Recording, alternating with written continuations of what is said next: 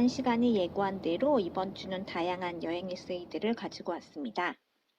지난 시간에 말씀드린 여행의 여러 형태 중에 어떤 것들을 해보고 싶으신가요? 오늘 소개하는 특별한 책들 이야기를 들어보시고 지금과는 다른 특별한 여행을 한번 계획해보세요. 저자가 강아지인 책부터 신혼여행, 한 달 살기 여행까지. 첫 번째 책은 행복해지는 법을 아무도 가르쳐주지 않아서.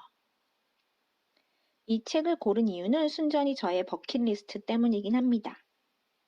미국 동부에 위치한 애팔레치안 트레일 걷기를 실제로 성공한 여행기이기도 하지요.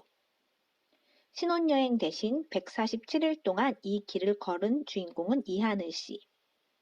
이하늘 씨는 스드메라고 불리는 한국 여성들의 로망을 실현하는 일생일대의 결혼식 대신 미국에서 가장 높다는 휘트니 마운틴에서 소박한 결혼을 합니다.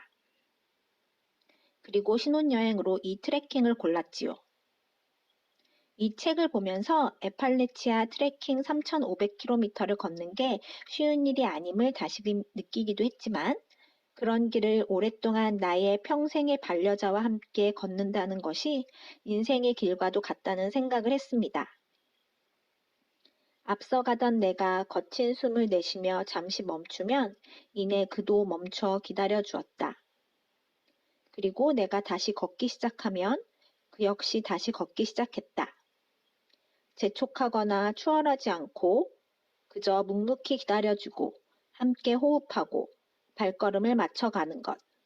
그 순간 이것이 바로 누군가와 함께하는 삶이라는 생각이 들었다. 이 책을 가장 먼저 소개한 이유는 저의 버킷리스트 때문이기도 하지만 이 여행기를 읽으면서 지난주 영상에서 말씀드렸던 여행의 종류, 새로움, 휴식, 자유, 취향, 연결, 행복, 각성이 모두 골고루 녹아 있었기 때문입니다.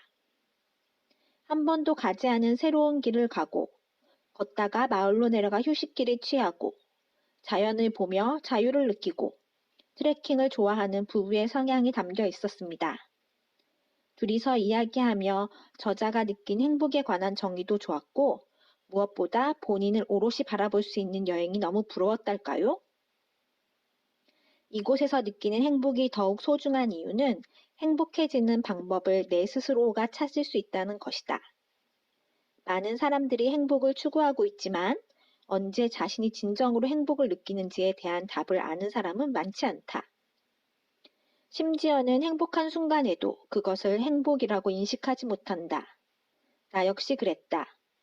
하지만 이 길 위에서 그 답을 하나씩 알아가고 있는 중이다. 행복은 어떤 것을 희생하거나 큰 비용을 지불함으로써 행복해지는 조건부적인 것이 아니다. 행복의 주체는 오롯이 나 자신이기 때문에 행복이라는 질문에 대한 답을 찾아가는 이 여정 자체가 내 삶의 행복임을 실감하고 있다. 트레일 엔젤을 만날 때면 내가 만난 것처럼 좋았고 틱에 물렸을까봐 걱정할 때에는 저도 함께 걱정하며 읽었습니다.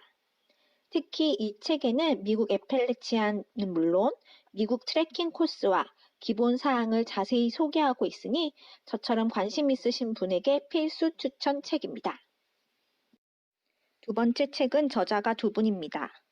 이수경 씨와 그녀의 반려견 이장군 군. 유럽 우리 함께 오길 잘했다.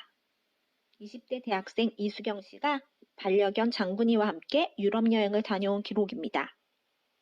저는 애견인이 아닙니다만 이 책을 읽으면서 국내에 반려견을 키우는 많은 분들의 고충을 이해할 수 있었고 무엇보다 20살 저자의 성장기 같은 느낌이어서 즐겁게 읽었던 책입니다. 어느 날 고3 수험생 시절 장군이와 마음껏 골목 어귀에서 뛰어놀던 그때의 교감이 시작이 되어 저자는 장군이와의 여행을 시작합니다. 등산, 국내 도보 여행 등 찬찬히 서로 적응하던 둘은 무거운 배낭을 메고 유럽 여행을 갑니다. 사람은 아니지만 서로를 신뢰하고 온전히 느낄 수 있는 여행기를 보면서 함께하는 여행의 기쁨을 그리고 진정으로 반려견과 교감하는 저자의 글이 참 따뜻하고 좋았습니다. 장군이는 나에게 계속 앞으로 나아가게 하는 원동력이다. 무엇보다 나는 개들도 보고, 듣고, 냄새 맡고, 느끼고, 생각하는 존재라는 것을 알아주었으면 좋겠다. 내가 장군이를 온전히 이해하기 위해서 할 수 있는 것은 장군이가 나와는 다른 세상을 보고 있다는 사실을 받아들이는 것, 그리고 세상을 있는 그대로 인정하는 것이 아닐까라는 생각이 들었다. 장군이를 위해 20살이라면, 유럽 여행이라면 누구나 가고 싶은 대도시, 유명 관광지보다 장군이가 자유롭게 뛰어놀 수 있는 트레킹 코스를 선택하고 그것이 나중에는 훨씬 편해졌다는 저자의 이야기는 자유로의 여행, 함께하는 이에 대한 배려, 신뢰 등을 느낄 수 있었습니다. 우리나라와 비교해 반려견을 대하는 태도나 인식 면에서도 많이 생각해 보게 되는 책이니 한번 읽어보세요. 세 번째 책은 어차피 일할 거라면 포르토.